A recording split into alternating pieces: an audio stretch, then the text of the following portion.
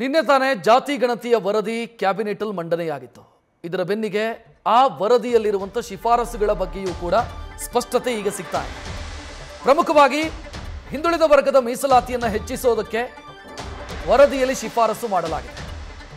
ಜಯಪ್ರಕಾಶ್ ಹೆಗಡೆ ನೇತೃತ್ವದ ಸಮಿತಿ ಏನು ವರದಿಯನ್ನು ಕೊಟ್ಟಿದೆ, ಅದರಲ್ಲಿ ಇರುವಂತಹ ಶಿಫಾರಸುಗಳ ಪೈಕಿ ಜನಸಂಖ್ಯೆಯ ಆಧಾರದ ಮೇಲೆ ಈಗಿರುವಂತ ಮೀಸಲಾತಿ ಪ್ರಮಾಣ ಹೆಚ್ಚಾಗಬೇಕು ಅನ್ನೋ ಶಿಫಾರಸನ್ನ ಮಾಡಿದೆ.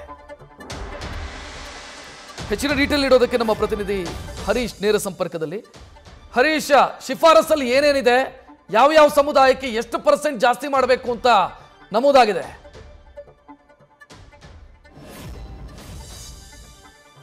ರಕ್ಷತ್, ಬಹಳ ಮುಖ್ಯವಾಗಿರುವಂಥದ್ದು ಜಾತಿ ಜನಗಣತಿ ವಿಚಾರಕ್ಕೆ ಸಂಬಂಧಪಟ್ಟಂಗೆ ಸಮೀಕ್ಷೆಯಲ್ಲಿ ಕೂಡ ಒಂದಷ್ಟು ಶಿಫಾರಸುಗಳನ್ನ ಕೂಡ ಮಾಡಿರುವಂಥದ್ದು.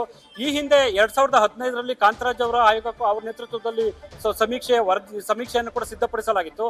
ಸೊ ನಂತರ ಜಯಪ್ರಕಾಶ್ ಹೆಗಡೆ ಅವರು ಶಾಶ್ವತ ಹಿಂದುಳಿದ ವರ್ಗಗಳ ಅಧ್ಯಕ್ಷರಾದರು. ಸೊ ಅದಾದ ನಂತರ ಜಯಪ್ರಕಾಶ್ ಹೆಗಡೆ ಅವರು ಜಾತಿ ಅಂದ್ರೆ ಕಾಂತರಾಜ್ ಅವರು ರಚಿಸಿದಂತಹ ಅಂದ್ರೆ ಸಿದ್ಧಪಡಿಸಿದಂತ ವರದಿಯಲ್ಲಿನ ಒಂದಷ್ಟು ದತ್ತಾಂಶಗಳನ್ನ ಅವರು ತೆಗೆದುಕೊಂಡು ಶಿಫಾರಸುಗಳನ್ನು ಕೂಡ ಮಾಡಿರುವಂಥದ್ದು. ಅಂದ್ರೆ OBCಗೆ ಸಂಬಂಧಪಟ್ಟಂಗೆ ಒಂದಷ್ಟು ಶಿಫಾರಸುಗಳನ್ನು ಕೂಡ ಅವರು ಮಾಡಿರುವಂಥದ್ದು. ಸೊ ಅದ್ರ ಜೊತೆಗೆ ಮುಖ್ಯವಾಗಿ ಮುಸ್ಲಿಂ ಸಮುದಾಯಕ್ಕೂ ಕೂಡ ಒಂದಷ್ಟು ಶಿಫಾರಸುಗಳನ್ನ ಕೂಡ ಮಾಡಿರುವಂಥದ್ದು. ಅಂದ್ರೆ ಒಂದು ಮೀಸಲಾತಿ ಪ್ರಮಾಣಗಳನ್ನ ಹೆಚ್ಚು ಆಗಬೇಕು ಅನ್ನುವಂಥ ನಿಟ್ಟಿನಲ್ಲಿ ಶಿಫಾರಸನ್ನ ಮಾಡಿರುವಂಥದ್ದು. ಅದ್ರ ಜೊತೆಗೆ ಲಿಂಗಾಯತ ಒಕ್ಕಲಿಗ ಸಮುದಾಯಕ್ಕೂ ಕೂಡ ಇದರಿಂದ ಅನುಕೂಲ ಆಗಬೇಕು ಅನ್ನುವಂಥ ನಿಟ್ಟಿನಲ್ಲಿ ಒಂದಷ್ಟು ಶಿಫಾರಸುಗಳನ್ನ ಕೂಡ ಮಾಡಿರುವಂಥದ್ದು.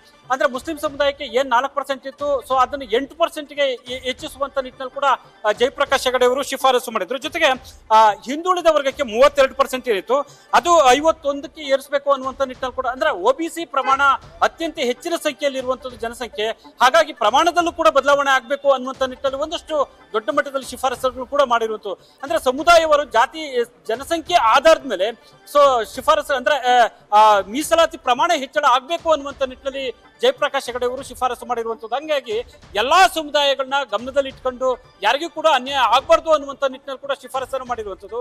ಹಾಗಾಗಿ ಈಗಿನ ವಿರೋಧವನ್ನು ಕೂಡ ವ್ಯಕ್ತಪಡಿಸ್ತಾ ಇದ್ದಾರೆ. ಅಂದ್ರೆ ಲಿಂಗಾಯತ ಮತ್ತೆ ಒಕ್ಕಲಿಗ ಸಮುದಾಯದವರು ಅವ್ರಿಗೂ ಅನ್ಯಾಯ ಆಗಬಾರ್ದು ಅನ್ನುವಂಥ ನಿಟ್ಟಿನಲ್ಲಿ ಕೂಡ ಅವ್ರಿಗೂ ಮೀಸಲಾತಿ ಪ್ರಮಾಣ ಹೆಚ್ಚಳಕ್ಕೆ ಸಂಬಂಧಪಟ್ಟಂಗೆ ಒಂದಷ್ಟು ಶಿಫಾರಸುಗಳನ್ನ ಕೂಡ ಈಗ ಮಾಡಿರುವಂಥದ್ದು. ಸೊ ಜನಸಂಖ್ಯೆ ಆಧಾರವನ್ನ ಗಮನದಲ್ಲಿ ಇಟ್ಕೊಂಡು, ಸೊ ಅಂದ್ರೆ ಜಾತಿ ಜನಗಣತಿಯಲ್ಲಿ ಯಾವ ಜನಸಂಖ್ಯೆ ಎಷ್ಟು ಪ್ರಮಾಣದಲ್ಲಿದೆ, ಸೊ ಎಷ್ಟಿತ್ತು, ಸೊ ಅವೆಲ್ಲವನ್ನ ಪರಿಗಣಿಸಿ ಅದರ ಆಧಾರದ ಮೇಲೆ ಮೀಸಲಾತಿ ಪ್ರಮಾಣವನ್ನು ಹೆಚ್ಚಿಸಬೇಕು ಅನ್ನುವಂಥ ನಿಟ್ಟಿನಲ್ಲಿ ಕೂಡ ಜಯಪ್ರಕಾಶ್ ಹೆಗಡೆ ಅವರು ಶಿಫಾರಸನ್ನು ಮಾಡಿರುವಂಥದ್ದು.